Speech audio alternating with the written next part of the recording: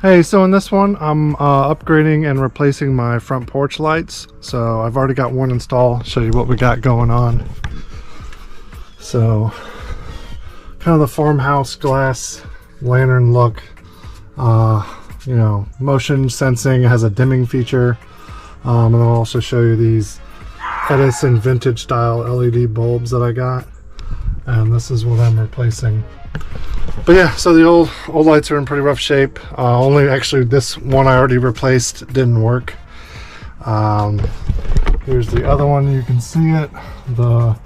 If I put it in test mode, it occasionally will come on, but it's pretty much shot. So anyway, I'll show you a little bit about the new light as it came. I got it from Amazon. I think both lights were like 60 bucks. Pretty good deal compared to what's in the local box stores. So yeah, let's go check them out. Alright, so here's the light, kind of the farmhouse lantern style. It's got the motion sensor on the top. It's got this weird texturing, kind of refractive, that's the word, texturing in the glass. Pretty cool looking. And this is solid. This is steel, powder coated steel. It's heavy. It is very high quality. And it does come with the mounting bracket with the integrated ground screw. The mounting screws that come through the front come with rubber gaskets, which I thought was cool, and the little red bag came with spare hardware and gasket. And then of course screws and wire nuts to install. And then here are the LED lights I got, made by Asher. They are 700 lumen, 6 watt dimmable, and they're like vintage decorative style, made to look like old Edison bulbs. So I got both these products off Amazon. As always, I'll leave links in the description if you want to check them out. But let's go ahead and get into a little bit of the install and then my review of the product. This also has multiple modes of operation, which I'll show at the end, and then some nighttime footage. But let's get started. Alright, so first a little bit taking off your old light. So there's 2 screws, one on either side to undo it. Mine are kind of corroded, so normally you'd be able to move them by hand, but they do have flat tips, so I'll get those 2 screws off. I already shut the switch and the breaker off inside.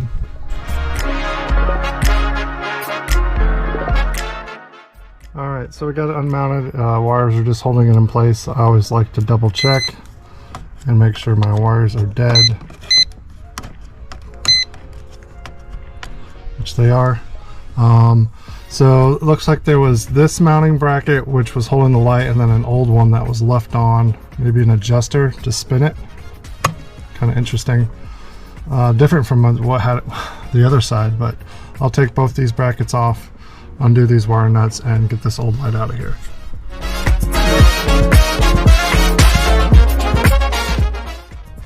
Alright, so just 2 screws on each of those metal brackets that were on there. Got those off. I'm just going to support the light and undo these wire nuts to get all the old lights off.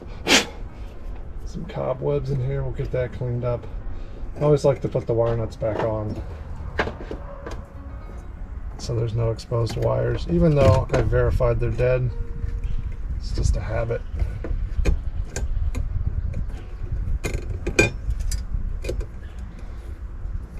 Alright, get rid of this old scrap. Alright, I'm done with my box and wiring inspection, so all the wires look in good shape. One of the screws in the back of the box was a little loose. I don't know why, but I tightened it back up. The box is solid. So now let's work on getting the new mounting plate fitted up. So this is the style where all the wires come through the middle, and then it basically doesn't matter the orientation of your box in the wall, because it has all these slots to get it to my studs are level. So I'll just kind of mock it up and see how we're going.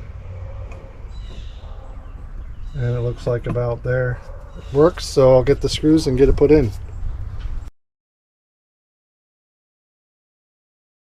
And I'm just using a little level I have laying around to lay across the studs.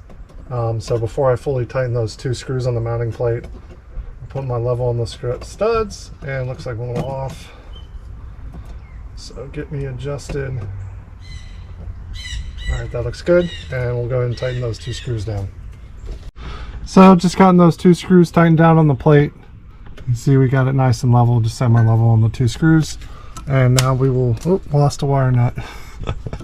I'll go grab that and then we'll start with wiring. The trick I used to install the other one is the ground wire. I put it on the screw first to kind of support the weight while I finished up the wiring, so I'm going to do that again. So there was my little trick. I wrapped the ground wire from the light around the green screw and tightened it, and that is supporting it, which frees me up to go black to black, white to white, and then the other end of the ground I'm also going to ground to the house wire there. So it's grounded to the base plate and to the wire coming in the box. So let's finish that up.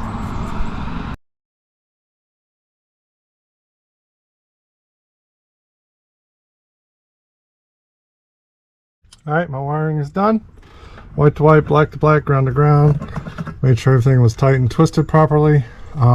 So there's 2 holes on the base that are going to slide over those studs. But first you got to push all the wiring back in. So I'm going to do that.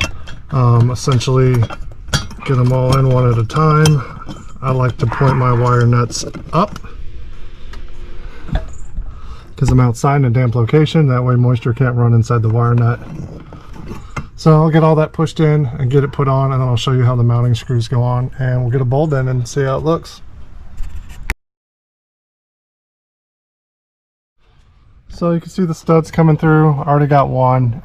There's some play in it, so it gave me time to overall level it again, so I put my level back on it. But I really like the fact that it comes with this little rubber washer to slide on first, and then the cap. Also like that it came with spare washers and caps, because known to drop and lose things while we're working, right? So I'll just get these snug by hand. Make sure we're still level. Looks like we are. Alright, our install is done. Just gotta get the bulb in. And then I did it on the other one, but I removed this silver sticker. I think it looks better, and just peeled that off too.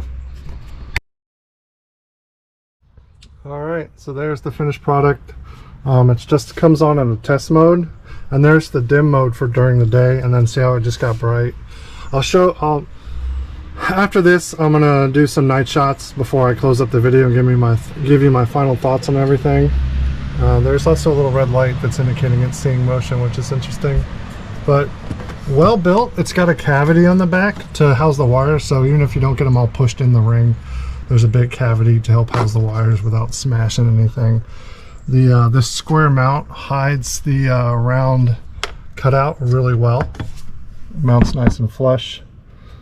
Really happy with the quality of the product.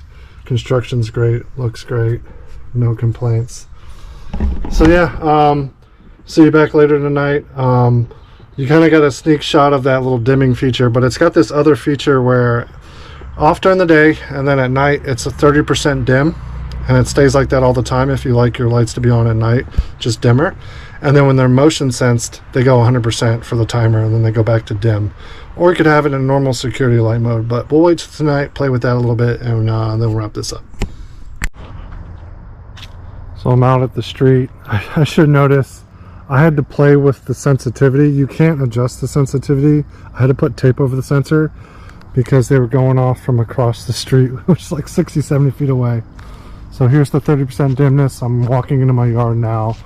So on the approach, I think about halfway through the yard is when they'll go off. Now I was walking directly towards them. Normally you gotta walk side to side to get them to trigger. That's pretty standard for most motion lights. And then there's the 100%. So if I had to complain, they worked too good. So if you can kind of see, there's also a red light that flashes, kind of annoying. It was useful to let me know when it could see motion, because I was walking out at the street and I could see the red light flashing when I was on the other side of the street. But you can see I just took some black tape and ran it over. I'm actually covering the top half of the sensor to get it so where it only, right, I didn't want every car or person in the street setting it off. So now you'd have to like come up into the yard or into the driveway to get them to go off. But no, I like how they look. I like the dimming mode. Now there's multiple modes. There's an all night mode, like a party mode, and there's no adjustment on these. I should make a note of that. There's no switches or dials, so you can't adjust the sensitivity. That kind of sucks. It only sucks because they work too good. Usually that's not a problem, but it was picking up stuff 60-70 feet away. It is a cool night, like 60 degrees, and they work better in cooler temperatures, but I don't know about that.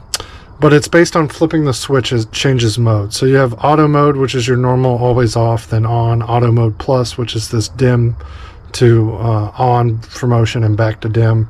And then of course it shuts off in the morning, and that's off during the day. But it's got like a party mode or a night mode where if you turn the switch off and back on within 2 seconds, it'll turn it on for 6 to 8 hours until sunrise. So like if you had this light in an outdoor space where you want to stay on for a while instead of cutting on and off with motion, you could do the switch to do that. And then to get it out of that, you would just have to turn it off for longer than 2 seconds and turn it back on, and then it'll go back into the auto mode. And then it's all in the directions, but there are a lot of different modes. Just be aware of that. So yep, back to the video footage I shot earlier today, and we'll close this out. But so that's it. I hope you like the night shots. I think it looks really cool. Go ahead and close this up. Overall, really happy with the product. I think it was really well made, easy to install, nice features for the price on Amazon, especially what you're going to pay in like the local stores at the ones I was looking at. And it was a 2-pack. They sell them single as well. You save like $5, I think $5-10 if you buy the 2-pack. So I needed 2, so that's what I got. So really happy with it. Again, links in the description to the bulbs, these LED Edison bulbs I used. I really like those, and these lights if you're looking to get some for your house. Check out the description. All right, thanks. Bye.